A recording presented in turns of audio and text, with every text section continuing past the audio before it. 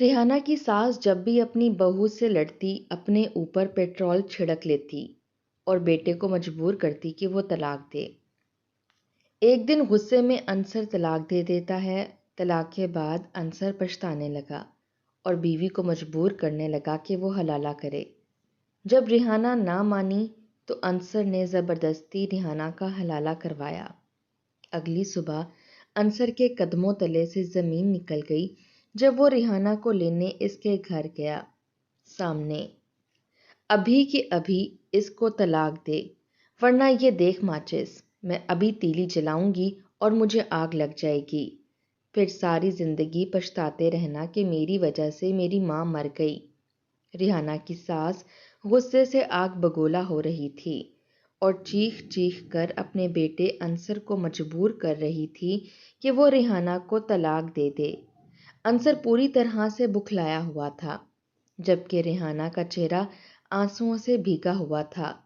वो बुरी तरह से रो रही थी और हाथ जोड़कर कभी अपनी सास की मिन्नतें कर रही थी और कभी शौहर की मिन्नतें कर रही थी कि इसे तलाक ना दे, बल्कि इसकी गलती को माफ़ कर दे। हालांकि इसकी गलती इतनी भी बड़ी नहीं थी। इल्म नहीं था कि सास को माश की दाल नहीं पसंद। वो आज अपनी मर्जी से खाना बना बैठी थी। बस इसी बात पर सास ने हंगामा बर्पा कर दिया था और इसका जीना मुश्किल किया हुआ था। अम्मी प्लीज़, मेरी आखिरी गलती समझकर मुझे माफ़ कर दें। इस माचिस को दूर फेंक दें। मुझे तलाक ना दिलवाएं। इधर आ जाएं। आज के बाद ऐसा कभी नहीं होगा। मैं हर काम आपसे पूछकर करूंगी। आपकी मर्जी के बगैर एक पत्ता भी यहाँ से वहाँ नहीं रखूंगी। माचिस दूर फेंक दें, आपको आग लग जाएगी। रेहाना बिल आखिर अपनी सास के कदमों में गिर गई तो सास ने इसे एक ठोकर मारते हुए कहा, ठीक है, ये तुम्हारी आखिरी गलती है। याद रखना, इसके बाद माफ़ी नहीं मिलेगी। या तो मैं तुम्हें तलाक दिलवा दूंगी या फिर जलाकर खुद को मार दूंगी और सारी ज़िंदगी लोगों की लानत फिटकार बर्दाश्त करते रहना कि अपनी वजह से अपनी माँ को मार डाला। फरखंदा बेगम इसे कहते हुए अपने कमरे की तरफ चली गई, जहां रेहाना के हाथ से इस्त्री किया हुआ खूबसूरत सा जोड़ा निकाला। गुसल खाने में घुसकर नहाने लगी। अंसर ने भी भागम भाग कपड़े बदले और मोटरसाइकिल निकाल ली। वो जानता था कि अम्मा को किसी अच्छे से होटल पर ले जाकर खाना खिलाना होगा। इसके बाद ही माँ का मिजाज दुरुस्त होगा। ये रेहाना की सास का मामूल ही था। रिहाना इन सब से बहुत तंग आई हुई थी, मगर इसकी मजबूरी थी कि इसे ये सब बर्दाश्त करना पड़ रहा था। मोटरसाइकिल निकालकर अंसर बाहर अपनी माँ का इंतजार करने लगा, जबकि रिहाना अपने आंसू साफ करते हुए सारे किचन को साफ करने लगी, जहां पर हर तरफ पेट्रोल गिरा हुआ था। आग जलाने की सूरत में हर तरफ आग लगने का खतरा था।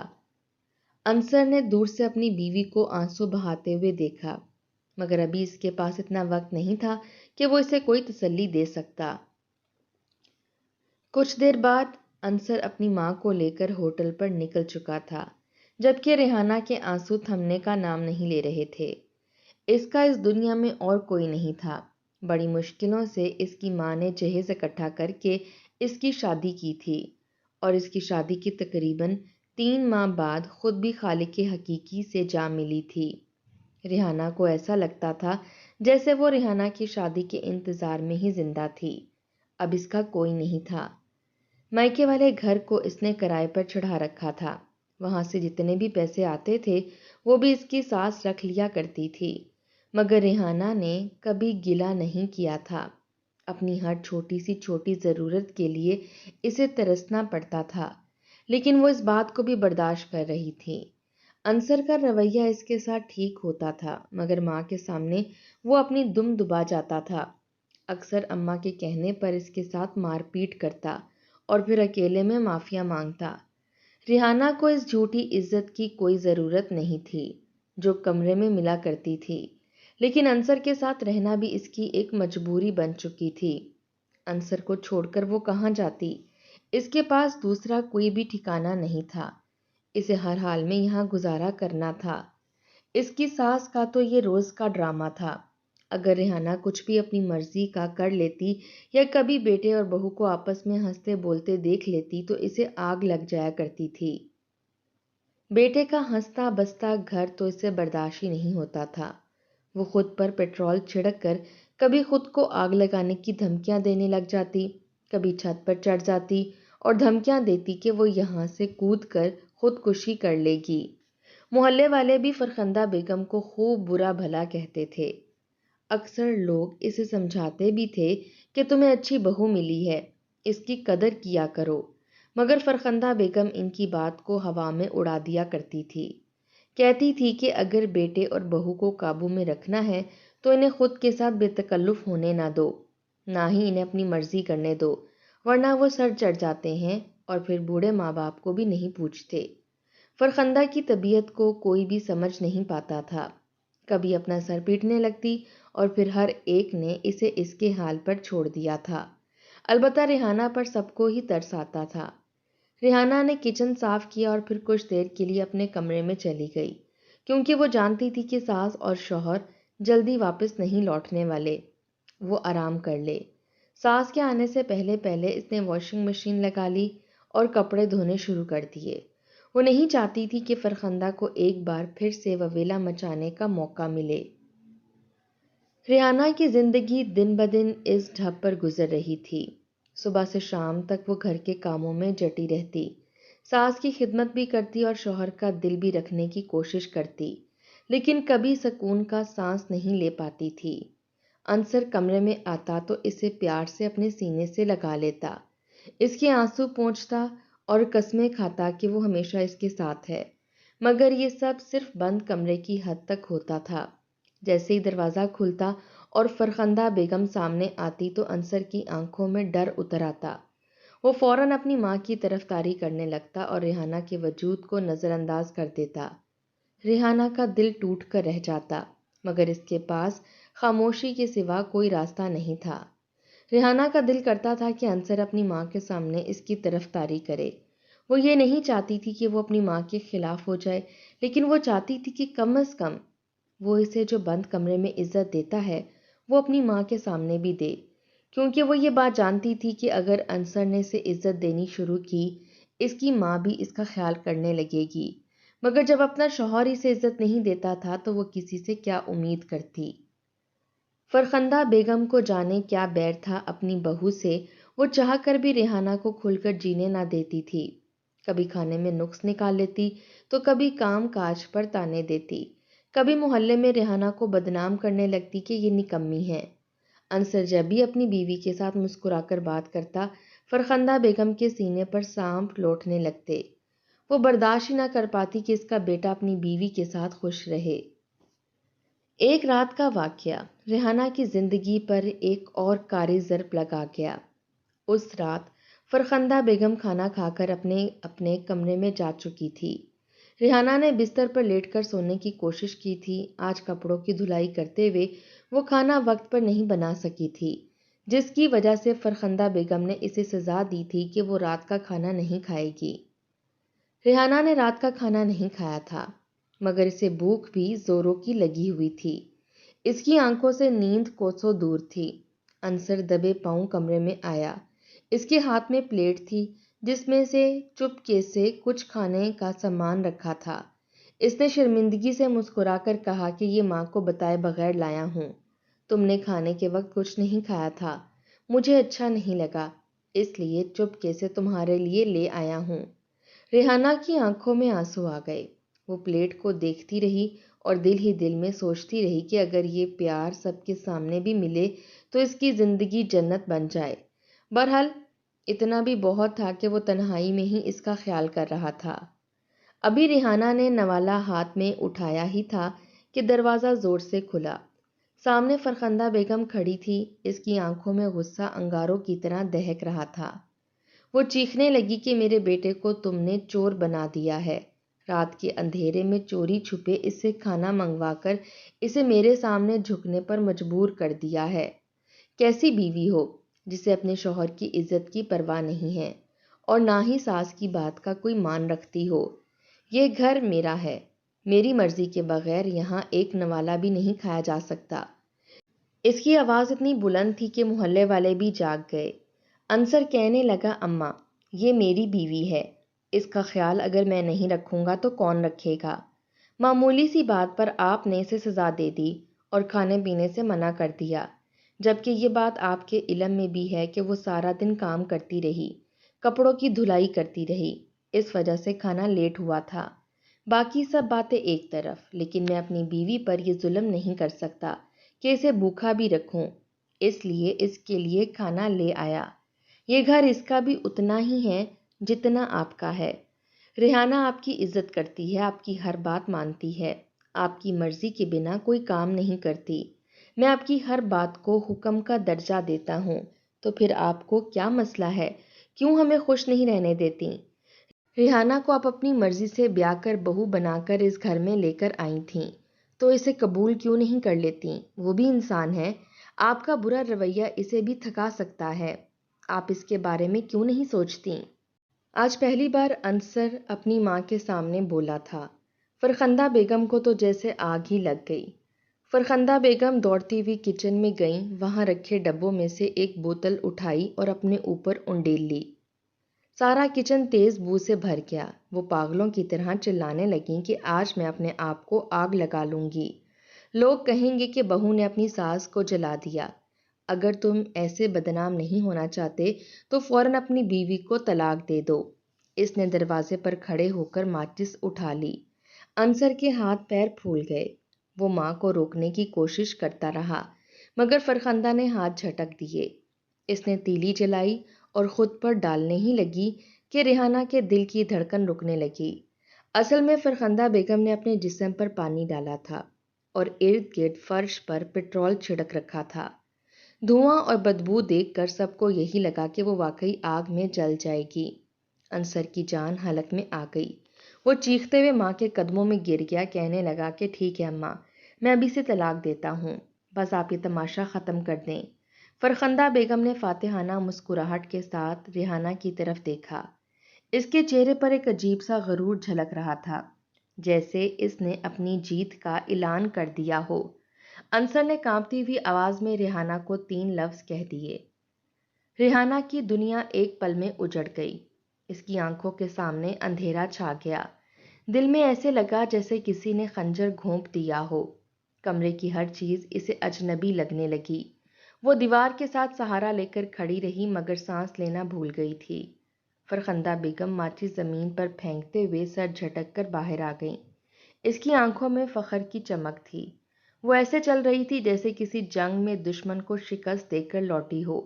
پیچھے ریحانہ کی سسکیاں اور آہیں گونج رہی تھیں۔ اس کی ساری دنیا لٹ چکی تھی۔ وہ لمحہ ریحانہ کے لیے زندگی کا سب سے بڑا طوفان بن گیا۔ انصر اپنی ماں کے پیچھے بھاگ رہا تھا اور ریحانہ بکھر کر ایک کونے میں گر گئی تھی۔ ریحانہ جانتی تھی کہ وہ چاہ کر بھی کبھی نہیں بھلا سکے گی کہ کس طرح ایک ماں نے اپنے بیٹے کی خوشیوں کو آگ لگا کر اپنی جیت کا جشن منایا تھا۔ بوجھل قدموں سے اٹھی اور کمرے کے دروازے کی طرف بڑھ گئی۔ وہاں جا کر اپنا سامان پیک کرنے لگی۔ تھوڑی دیر میں انصر کمرے میں آیا تو ریحانہ نے اسے دیکھ کر اپنا چہرہ چھپا لیا۔ کہنے لگی، اب آپ میرے لیے اجنبی اور غیر محرم ہیں۔ صبح ہونے کا انتظار کرنے دیجیے، میں صبح ہوتے ہی آپ کے گھر سے چلی جاؤں گی۔ انصر نے آگے بڑھ کر اسے کچھ کہنا چاہا، لیکن وہ جانتا تھا کہ اب ریحانہ پر کوئی حق نہیں رکھتا، اس لیے دکھی دل کے ساتھ وہاں سے چلا گیا تھا۔ اس کی ماں نے اس کی زندگی اجاڑ دی تھی۔ آج پہلی بار اس نے اپنی بیوی کے لیے آواز اٹھائی تھی اور آج ہی وہ اپنی بیوی کو بیوی کہنے کا حق کھو چکا تھا۔ ریحانہ بستر پر لیٹ کر سوچتی رہی کہ کس طرح ایک ماں نے اپنی انا کے لیے اس کی زندگی برباد کر دی۔ صبح کا اجالا نمودار ہوا تو اس نے خاموشی سے اپنا مختصر سا سامان باندھا۔ چند جوڑے اس کی زندگی کا اثاثہ تھے۔ اس نے کمرے میں آخری نظر ڈالی اور آنکھوں سے آنسو بہہ نکلے، پھر آہستہ سے دروازہ کھولا اور قدم باہر رکھ دیے۔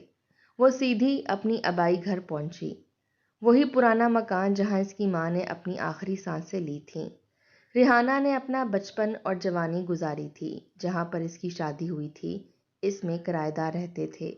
ریحانہ نے انہیں 2 دن کی مہلت دی کہ وہ گھر خالی کر دیں۔ ریحانہ کے دل میں اب سکون اترنے لگا۔ وہ دل ہی دل میں اللہ کا شکر ادا کر رہی تھی کہ چلو کوئی ٹھکانہ تو ہے، جو اس کا اپنا ہے۔ وہ جانتی تھی کہ یہ گھر ہی اب اس کا واحد سہارا ہے۔ ادھر انصر صبح بیدار ہوا تو کمرہ خالی پایا۔ اس کا دل ڈوب گیا۔ پاگلوں کی طرح وہ ہر کمرے میں ڈھونڈتا رہا۔ اماں سے پوچھنے کی ہمت نہ ہوئی۔ دل کہہ رہا تھا کہ ریحانہ ہمیشہ کے لیے چلی گئی ہے۔ کچھ گھنٹے بعد اسے خبر ملی کہ ریحانہ اپنے پرانے گھر جا چکی ہے۔ وہ موٹر سائیکل پر ہوا کی طرح دوڑا۔ دروازہ پیٹا۔ ریحانہ نے دروازہ کھولا، آنکھوں میں سرخی اور ہونٹوں پر خاموشی۔ انصر فوراً اس کے قدموں میں گر گیا۔ ریحانہ نے حیران ہو کر پیچھے ہٹنے کی کوشش کی۔ انصر کہنے لگا کہ وہ بہت بڑا گناہ کر چکا ہے۔ وہ اپنی ماں کے ہاتھوں مجبور ہو گیا تھا۔ وہ روتا گیا اور اپنے گناہوں کا اعتراف کرتا گیا۔ اس نے کہا کہ وہ ریحانہ کے بغیر زندہ نہیں رہ سکتا۔ اگر وہ واپس نہ آئی تو وہ مر جائے گا۔ اماں نے اسے اس حد تک مجبور کر دیا تھا کہ اس نے ریحانہ کو طلاق دے دی، صرف ماں کی زندگی بچانے کی خاطر، ورنہ وہ ریحانہ سے بہت محبت کرتا ہے۔ اسی کے لیے اس نے اپنی زبان کا کفل توڑا، مگر اسے ہی کھو دیا۔ کاش وہ جانتا کہ بیوی کے حق میں آواز اٹھانے کا یہ انجام ہوتا ہے، تو وہ اپنی زبان کو ہمیشہ کے لیے تالا لگا لیتا۔ ریحانہ کا دل پگھلنے کو تھا، لیکن ماضی کی یادیں اسے روک رہی تھیں۔ اس نے سرد لہجے میں کہا کہ اب سب ختم ہو چکا ہے۔ تم نے اپنا مجھ سے رشتہ توڑ دیا ہے۔ انصر نے تھر تھراتی آواز میں کہا کہ ایک راستہ ہے۔ کون سا راستہ؟ ریحانہ نے چونک کر اس کی طرف دیکھا۔ حلالہ کا راستہ۔ ریحانہ کا دل کانپ گیا۔ اس نے اپنے وجود میں سرد لہر محسوس کی، مگر پھر اپنے دل کو تسلی دی کہ اگر یہ قربانی اس کے گھر کو بچا سکتی ہے تو شاید یہ قربانی ضروری ہے۔ اس نے خاموشی سے سر جھکا لیا۔ وہ بھی انصر سے محبت کرتی تھی، اس سے دور نہیں ہونا چاہتی تھی، اس لیے راضی ہو گئی۔ انصر نے اپنے ایک پرانے دوست سعد کو راضی کیا۔ پہلے تو سعد نے انکار کیا، لیکن انصر کی ضد کے آگے ہتھیار ڈال دیے۔ کاغذی کارروائی کے بعد نکاح ہو گیا۔ ریحانہ کے دل پر جیسے پہاڑ ٹوٹ پڑا۔ اس نے اپنے رب سے دعا کی کہ یا اللہ، یہ امتحان جلد ختم ہو۔ وہ رات انصر کے لیے قیامت کی رات تھی۔ وہ بستر پر لیٹا تو ہر لمحہ ریحانہ کا چہرہ اس کے سامنے آتا، آنکھوں سے آنسو بہتے۔ دل میں ایک ہی دعا تھی کہ کاش صبح جلد آئے اور وہ ریحانہ کو واپس لے آئے۔ پوری رات جاگ کر وہ اللہ تعالیٰ سے یہی دعا مانگتا رہا کہ اے خدا، میری بیوی کو واپس لوٹا دے۔ دوسری طرف ریحانہ خاموشی سے کمرے کے کونے میں بیٹھی تھی۔ اس کا دل کسی پتھر کی طرح ہو گیا تھا۔ وہ سوچ رہی تھی کہ عورت کی زندگی کیوں ہمیشہ امتحانوں سے بھری ہوتی ہے۔ سعد اس کے پاس آیا۔ جو کچھ سعد نے اسے کہا وہ سب ریحانہ کے لیے غیر یقینی تھا۔ اس کی آنکھوں میں آنسو بھرنے لگے۔ صبح ہوئی۔ انصر خوشی خوشی تیار ہوا۔ وہ جلدی جلدی سعد کے گھر پہنچا۔ دل میں سکون کی لہر دوڑ رہی تھی، لیکن جیسے ہی اس نے دروازے پر قدم رکھا، اس کے وجود میں زلزلہ آ گیا۔ آنکھیں پھٹی کی پھٹی رہ گئیں۔ اس نے دیکھا کہ سعد نہا کر باہر آ رہا ہے۔ چہرے پر سکون اور اطمینان تھا۔ اس کے ساتھ ریحانہ تھی، جس کے چہرے پر پہلی بار ایک عجیب سا اطمینان تھا۔ انصر کے قدم لڑکھڑا گئے۔ اس نے ہکلانے والی آواز میں کہا کہ سعد، اب طلاق دے دو۔ مگر سعد نے پرسکون لہجے میں کہا کہ میں طلاق نہیں دوں گا۔ ریحانہ اب میری بیوی ہے، میں اسے عزت دوں گا، میں اسے وہ مقام دوں گا جو تم نہ دے سکے۔ تم بغیرت ہو سکتے ہو جو اپنی ماں کی باتوں میں آ کر بیوی کو طلاق دے دے۔ میں بغیرت نہیں ہوں۔ میری بیوی کو اب غلط نظروں سے دیکھنا بھی نہیں۔ ریحانہ نے خاموشی سے اپنی نظریں جھکا لیں۔ فیصلہ ہو چکا تھا۔ انصر کو دیکھ کر اس کی آنکھوں میں دکھ ضرور تھا، مگر اب کوئی امید باقی نہ تھی۔ اس نے پہلی بار محسوس کیا کہ شاید خدا نے اس کے لیے یہ نیا راستہ چنا ہے۔ انصر کی روح فنا ہو گئی۔ وہ دیوار کے ساتھ لگ کر کھڑا ہو گیا۔ آنکھوں سے آنسو بہنے لگے۔ دل چیخ چیخ کر کہہ رہا تھا کہ اس نے اپنی زندگی خود اجاڑی ہے۔ اس کی ماں نے تو صرف ایک کھیل کھیلا تھا، لیکن اس نے اپنی بیوی کھو دی۔ ریحانہ نے آخری بار انصر کی طرف دیکھا۔ دل ہی دل میں کہا کہ اگر تم نے اس وقت میرا ساتھ دیا ہوتا تو آج یہ لمحہ نہ آتا، لیکن اب دیر ہو چکی ہے۔ اب ریحانہ کی زندگی میں ایک نیا موڑ آ چکا تھا، ایک ایسا موڑ جہاں اسے عزت بھی ملنی تھی اور محبت بھی۔ سعد اس کے لیے وہ ڈھال بننے کو تیار تھا جو ہمیشہ اس کے ساتھ کھڑا رہے۔ انصر کے لیے یہ منظر اس کی زندگی کا سب سے بڑا زخم بن گیا۔ اس کی دنیا ویران ہو چکی تھی۔ وہ خالی ہاتھ اپنے گھر لوٹا اور پہلی بار اس نے محسوس کیا کہ ماں کی محبت کے پیچھے چھپی انا نے اس سے سب کچھ چھین لیا۔ ریحانہ نے اب ماضی کی راکھ پر نئے خوابوں کی بنیاد رکھ دی۔ وہ جانتی تھی کہ اس کی زندگی آسان نہیں ہوگی، لیکن اس کے پاس اب ایک ہم سفر تھا جو اس کی قدر کرتا تھا۔ اس نے اپنی ماں کی تصویر کے سامنے کہا کہ امی دیکھو، آج مجھے وہ سہارا مل گیا ہے جو آپ کے بعد مجھے کبھی نہیں ملا تھا۔ اس دن کے بعد ریحانہ نے پیچھے مڑ کر نہیں دیکھا۔ وہ اپنے نئے سفر کے لیے تیار تھی جو اس کی زندگی کا خوبصورت ترین سفر ثابت ہونے والا تھا۔